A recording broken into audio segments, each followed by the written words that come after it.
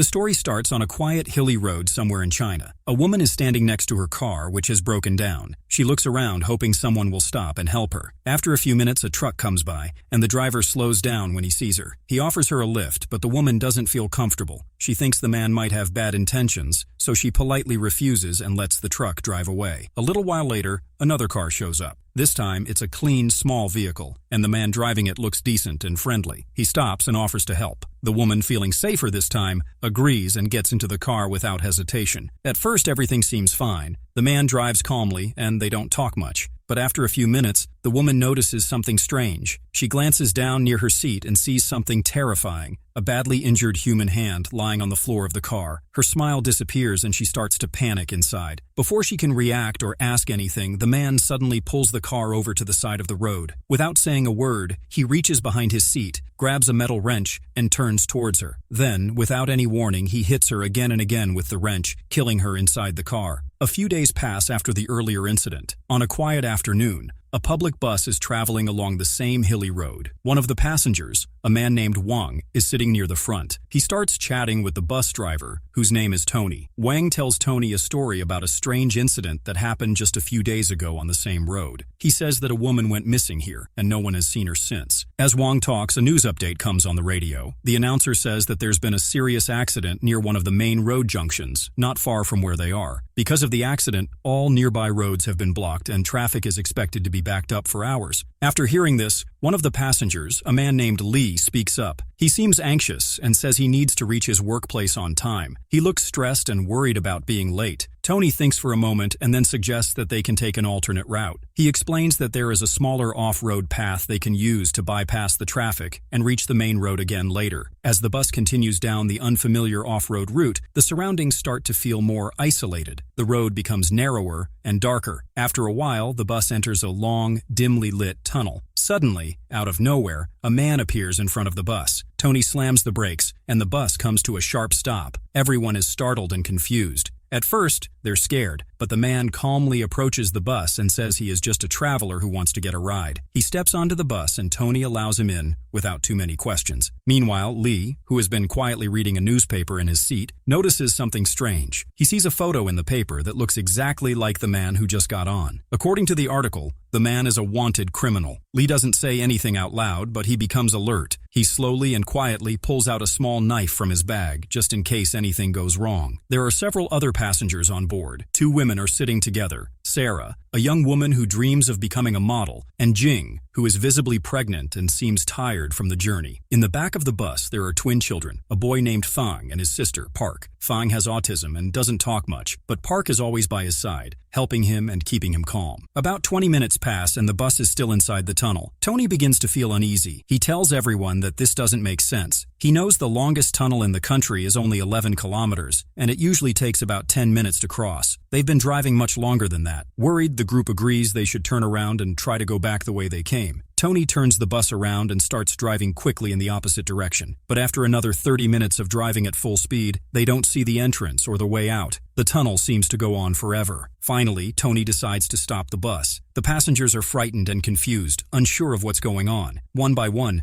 they all step off the bus to look around and try to figure out where they are, but all they see is the same dark tunnel stretching endlessly in both directions. As the passengers look around the tunnel, trying to make sense of what's happening, something strange occurs. Jing, the pregnant woman, notices something lying on the ground near the bus. She walks closer and realizes it's her mobile phone, the same one she had dropped earlier, almost an hour ago, when they had just entered the tunnel. This discovery shocks everyone because it clearly shows that they haven't gone anywhere. They've somehow ended up right back where they started, even though they've been driving for a long time in the same direction. This makes everyone even more nervous. People start talking all at once, unsure of what to do or what this strange place really is. At that point, Lee steps forward and tries to take control of the situation. He asks everyone to calm down and stop panicking. He explains that just standing around won't help, so he's going to try to walk through the tunnel on foot and look for help. He says that maybe they'll find an exit or someone who can assist them. To avoid getting lost, he comes up with a plan. He suggests using a long rope so he can stay connected to the bus. One end of the rope will stay with Wang, while Lee walks forward holding the other end. That way, even if he doesn't find anything, he'll be able to follow the rope back safely. Fortunately, Jing offers her knitting yarn. She has a large amount of it in her bag, which can work as a makeshift rope. Everyone quickly agrees, and they tie the yarn together to create a long enough line for Li's journey. Just as Li is about to leave, the quiet, mysterious man who had stopped the bus earlier speaks up. He says he wants to go with Li. This makes some of the passengers uneasy, but Li looks at him for a moment and then nods. As they walk deeper into the tunnel together, they begin to talk. The man introduces himself as Qian. Li shares a bit about himself too, but he also keeps his guard up. Qian, on the other hand, stays vague. He doesn't talk about his job or his family, which makes Li a little suspicious. Still, they keep walking, hoping to find anything that can explain what is going on. After some time, a thick fog begins to form inside the tunnel, making it hard to see more than a few feet ahead. Meanwhile, the passengers waiting near the bus squint into the distance as they spot two blurry figures walking toward them. But as the figures come closer, they breathe a sigh of relief. It's Li and Qian. Surprisingly, the two men have returned to the same place they started from. This confuses everyone even more. No one understands how it's possible, especially since the tunnel is clearly a straight path. It doesn't turn or loop, at least not visibly. Things get even stranger. Wang is still holding the end of the yarn that was tied to Li before he left. As Li and Qian return, Wang suddenly feels a strong tug on the yarn, but Li is standing right next to him now. The tug is coming from the opposite direction, as if someone, or something, is pulling on the rope from far away. This makes it clear to everyone that this tunnel is not normal. It seems to trap people in some sort of loop, bringing them back to where they started no matter how far they go. Realizing this, Li takes charge again. He tells everyone that they need to treat the situation seriously. Since they don't know how long they will be trapped here, he suggests that all the passengers gather their food and water supplies and begin rationing them carefully. After sorting out the supplies, the four men, Li, Wang, Tony, and Qian, decide to explore the tunnel once more to see if they can discover anything unusual or find a way out. Meanwhile, the three women,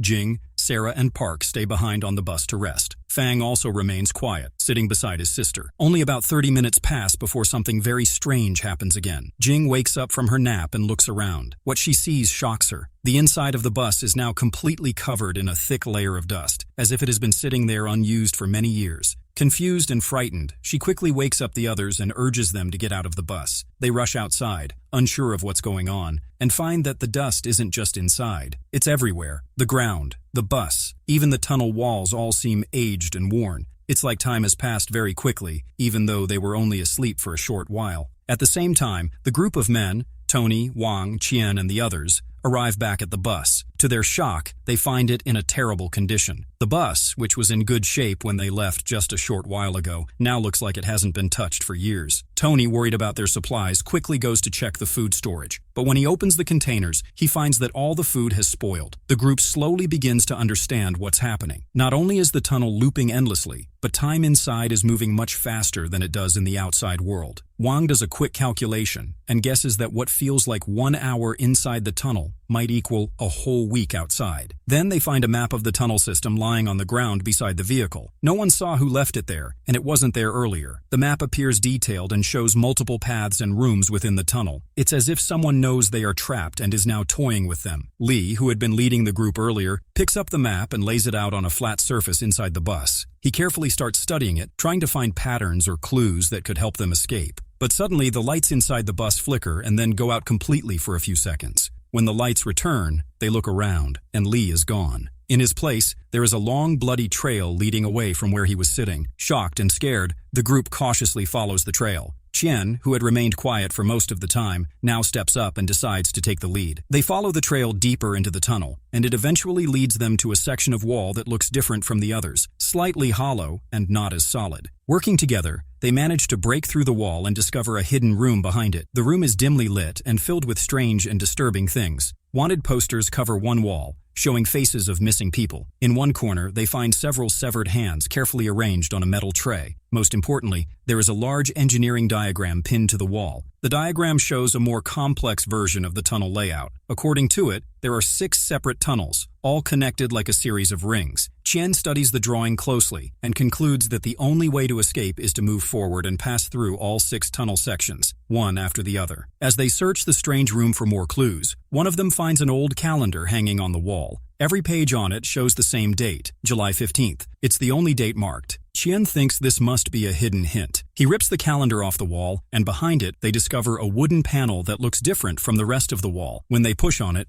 a secret wooden door creaks open. Beyond the door is a dark passage, likely leading to the next section of the tunnel. The group prepares themselves and carefully walks through it, one by one. Once they leave, something strange happens. A nearby television screen, which no one had noticed earlier, turns on by itself. On the screen, a video begins to play. It shows a woman trapped inside a small, rocky cave. She appears weak and scared, and it's unclear who she is or how long she's been there. The group walks into the second tunnel through the hidden door. To their surprise, they see their bus again, parked in the exact same position as before. At first, they are confused and think they may have somehow ended up back at the beginning. However, after looking around more carefully, they realize that this tunnel is similar in layout, but not exactly the same. The environment is slightly different, and some small details have changed. It becomes clear to them that they are in another time zone, not in the past or future exactly, but a different version of the same place. As they approach the bus, they notice that it is now covered with barbed wire wrapped all around it. After a bit of searching, they come across a carton of instant noodles hidden behind one of the seats. Everyone's eyes light up at the sight of food, but the situation quickly changes. Tony has started to behave differently. He seems more aggressive and paranoid. While checking under the seats, he finds a small handgun. Tony then points the gun at the others and tells them to hand over all their food. He insists that he will be in charge of distribution now. Not wanting to get hurt, the rest of the group follows his orders. Later on, Sarah goes to Tony with a personal offer. In exchange for a packet of noodles, she offers herself to him. Tony accepts without hesitation, and the two go to the back of the bus. While they are distracted, Wong sees an opportunity. He quietly climbs onto the bus and tries to steal a packet of noodles for himself. But before he can sneak out, Tony hears something and catches him. Angry, Tony attacks Wang and starts hitting him over and over again. Wang tries to defend himself, but he is outmatched. Just as things look really bad for Wang, someone suddenly stabs Tony from behind. The driver gasps and falls to the ground. The rest of the group, hearing the noise, rushes in and finds Tony lying dead. Everyone is shocked, but Wang seems oddly calm. He begins searching the bus floor for the packet of food he had dropped earlier. While looking under the bus, he notices a manhole hidden beneath it. He calls the others over, and together they push the bus aside to clear the way. One by one, they climb down the manhole, hoping that it will lead them to a safer or better place. At the bottom, they enter another strange room. This room is filled with disturbing things, just like the previous one. There are odd photographs on the wall and what look like pieces of human bodies scattered in corners. A television screen in the room suddenly turns on by itself. On the screen, they see the same woman who appeared earlier. She is now inside a small cave, looking even weaker than before. Ignoring the events they just witnessed, the group focuses on finding a way out. While checking the room, they notice something familiar on the wall, a calendar. It looks exactly like the one they saw before, with the same date, July 15th, printed on every page. Chien suspects it might be another clue, just like last time. He walks over and removes the calendar from the wall, and another hidden door is revealed behind it. Without wasting any time, the group passes through the door, hoping to find an exit. After a while of walking, they arrive at the third tunnel, but this one is very different from the previous two. The air is damp, the surroundings are darker, and everything feels colder. Again, their bus is parked in the same position, but now it's in a worse state. The inside is crawling with rodents, snakes, and insects. Even though they're scared, they go in and search for food. Wang, now desperate and weak from hunger, finds some old noodles that are clearly spoiled. He eats them anyway, but quickly regrets it. He starts feeling sick almost instantly. Jing notices him struggling and kindly offers him a small biscuit from her pocket. Wang takes it without saying thanks. Then, instead of being grateful, he angrily demands more. When Jing refuses, he suddenly pulls out the gun he took earlier. Everyone is shocked, especially because he's now pointing it at them. He forces them to hand over all the remaining food. The others are frightened and give him what they have, but Wang doesn't stop there. He starts thinking about how they found secret exits only after someone died. Lee disappeared, and they found a hidden wall. Tony died, and they found the manhole. So now, he believes that someone must die again to find the next exit. He becomes more aggressive and warns the group that he might shoot someone just to escape. Chien tries to stop him and speaks calmly, trying to reason with him. But Wang refuses to listen. He even forces Jing to take the gun and shoot Chien in the shoulder just to prove his theory. Next, Wang drags the twin siblings, Park and Fang, into a nearby room. They are just children, but he starts beating them without any hesitation. Park tries to shield her autistic brother from the blows, but Wang loses control and shoots her multiple times. She dies on the spot while Fang, helpless and traumatized, sobs quietly beside her body. Wang is now completely out of control. He walks over to Sarah and tries to strangle her, but just as he's about to kill her too, someone sneaks up behind him and stabs him, ending his violent actions once and for all. Now, with 2 more people dead, Wang and Park, a new passage is revealed. The remaining group carefully moves through it and enters the 4th tunnel. This one is different from all the others. The lights are colorful and flickering, and the tunnel gives off a strange, dizzy feeling. Soon after, Jing begins to feel intense pain. She realizes she's going into labor and sits down along the tunnel wall to rest. Fang, who is still quiet and shaken, stays by her side. Meanwhile, Qian, who is still hurt from the gunshot, and Sarah decide to explore the bus one more time. But this tunnel is not normal. It seems to have a psychedelic effect. The colors, patterns, and sounds confuse the mind. Inside the bus, Sarah pulls out the gun and threatens Qian. She asks him about the tunnel and tells him to get her out of there. Soon after, she begins to hallucinate. She sees strange figures and thinks people are moving around her, though no one is really there. Panicked, she runs out of the bus and walks in the opposite direction. As she continues, she stumbles upon a group of lifeless bodies lying along the tunnel floor. Their faces are unrecognizable. Among the bodies, she sees a mirror standing upright. Curious and afraid, she walks toward it and looks into her own reflection. Just as she stares into the mirror, someone silently approaches from behind. Before she can react, the person kills her. Meanwhile, Qian makes his way back to where Jing is resting. She has just given birth to a baby boy. Fang is still sitting quietly beside her, not saying much. The baby seems to be doing fine, and the 3 of them decide to move forward, hoping to find the final exit soon. But as they walk through the tunnel, the situation takes another tragic turn. Jing checks on her baby and realizes that he is no longer breathing.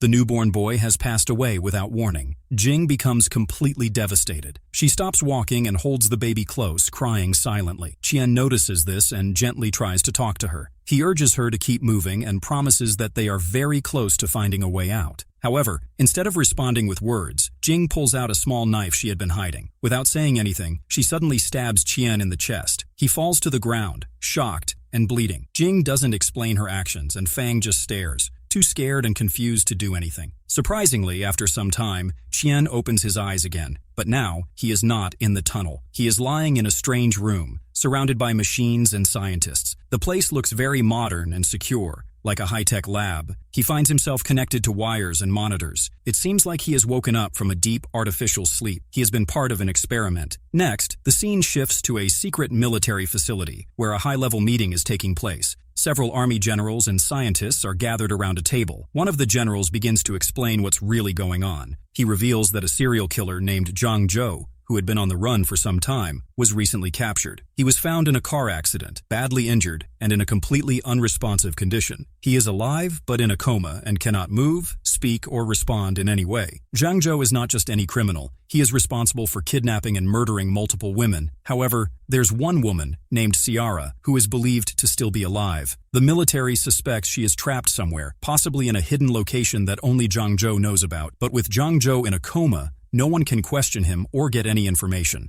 So, the military has decided to work with a highly advanced brain research institute to try something different. Instead of waiting for Zhang Zhou to wake up, they want to access his mind directly. The plan is to perform a memory transfusion, basically to enter his subconscious and search for clues. The general goes on to say that, just yesterday, one of the institute's top psychotherapists managed to successfully enter Zhang Zhou's mind and find early signs of useful information. This psychotherapist is revealed to be none other than Qian. Everything that happened inside the tunnel, the strange events, the people, the bus, was all part of Zhang Zhou's mind. It was Qian who had been navigating through Zhang Zhou's dark and twisted subconscious, trying to find any trace of Ciara. One of the generals emphasizes that they must continue supporting Qian. Among everyone involved in the mission, he seems to care the most about saving the last surviving victim. The hope now rests on him to dig deeper into Zhang Zhou's memories and uncover the truth. It's revealed that the missing woman, Ciara, is actually Qian's wife. This revelation reframes everything that has happened so far, and that none of it was real. The entire journey through the tunnel took place inside the subconscious mind of Zhang Zhou, a comatose serial killer. Qian, a skilled psychotherapist, entered Zhang Zhou's mind through an experimental memory transfer, hoping to uncover clues about where Ciara is being held. In the previous session, Qian found one critical clue, a calendar pointing toward the Xiang River. It's believed that Ciara may be trapped in a cave somewhere along its banks. However, time is of the essence. Due to constant rainfall, The river is rapidly rising. If Qian doesn't find the exact location within 36 hours, the caves will flood, likely killing Ciara. Later that night, as Qian reflects on his journey through Zhang Zhou's subconscious, the army general approaches him. Qian shares that the date, July 15,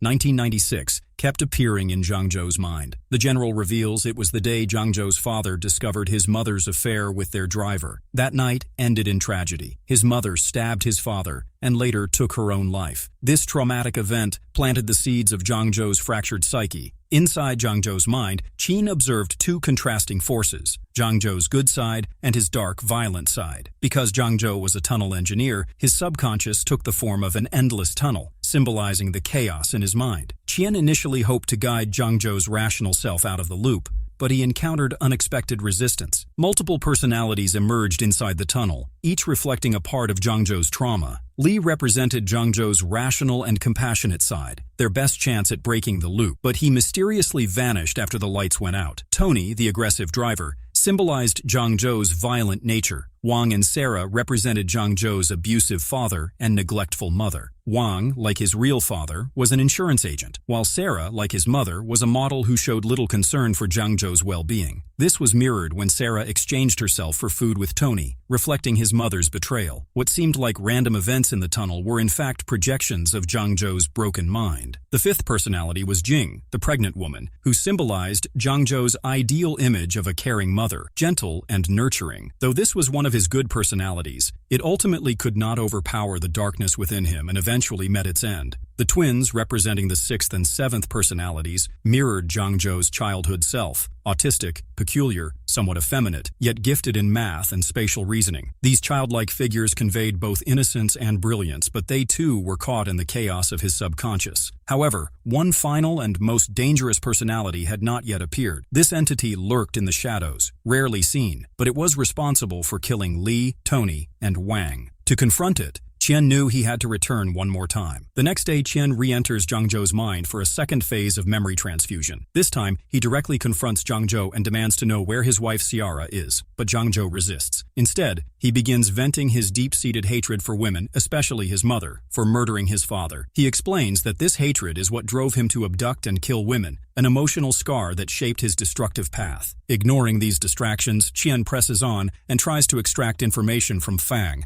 the autistic boy and Zhang Zhou's weakest personality. Qian tries to manipulate him for coordinates to Ciara's location, but Park, Fang's sister, intervenes to stop him. She runs away from him, and as Qian follows her, he is transported to a cinema hall inside the subconscious, where he finally meets the true villain, a version of himself. The horrifying truth emerges. Zhang Zhou's mind was so twisted and corrupt that anyone who stayed inside too long would start to mirror his darkness. Qian had unknowingly developed a split personality, and this evil version of himself had killed the other personalities in the tunnel, including Ciara's newborn baby. Just then, Park and Ciara appear on stage. Park hesitates as he's about to harm Ciara, but eventually pulls away. Qian seizes the moment and begs Park to wake up and share Ciara's location with the authorities. Thankfully, Park agrees and walks away. But the battle isn't over. Qian and his evil doppelganger are transported to a new setting for one final confrontation. Qian seems to win the fight, only for another clone of his evil self to appear, symbolizing that this evil is deeply rooted and possibly eternal. Meanwhile, in the real world, the rain continues to pour,